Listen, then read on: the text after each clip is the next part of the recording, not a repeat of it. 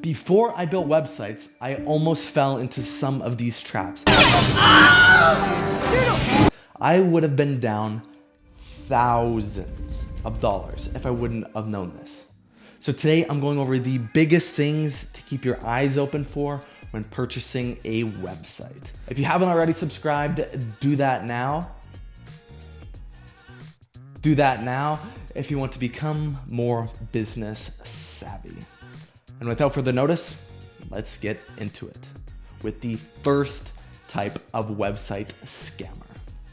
So the first website scammer to keep your eye open for, I call them the copy paster, otherwise known as the Control-C, Control-V person. Your website is supposed to be unique to your business. It's the landing page that everyone sees when they look at your company. You do not want to have the exact same website as somebody else. Yet, a lot of these web developers out there are literally using the exact same template for all of their clients. A good way to tell if a website designer uses the exact same template over and over is that they hide their work.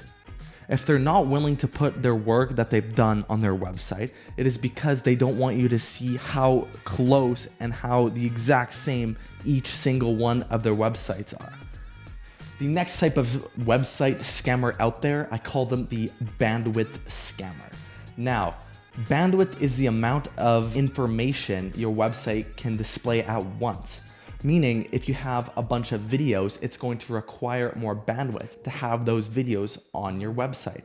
Now, before I knew how to make websites, there was a guy who quoted me $300 a month to have the amount of bandwidth needed on my website.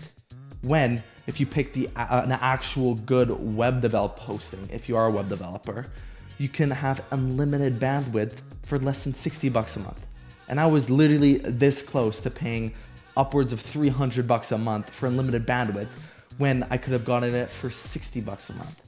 Now, the last web developer to look out for, I call them the sleepy web developers, meaning they put you to sleep because their websites are so boring. Make sure you look at their work and make sure that it looks good and aesthetically pleasing before you buy it. So many web developers they're so bad. They just shove all the text into the middle of the page, leaving an extra 2/3 on the sides. All that dead space, all that wasted creativity potential, just up in the air. They have no animations, no movement, nothing cool about them. So make sure before picking a web developer, you look at the previous work for not only to make sure that it's not just a boring ass template, but to make sure that the websites that they build are actually creative and cool and make your business more unique and stand out from competitors. Because you can't stand out from competitors if you literally have the exact same website as them. Thank you guys so much for watching the video. If you have any other questions about websites or digital marketing, I'd love to answer those for you. Click the link down below to book a one-on-one call with me completely for free. This is my way of giving back to you subscribers. Thanks again so much for subscribing and watching this video, and I'll see you in the next one.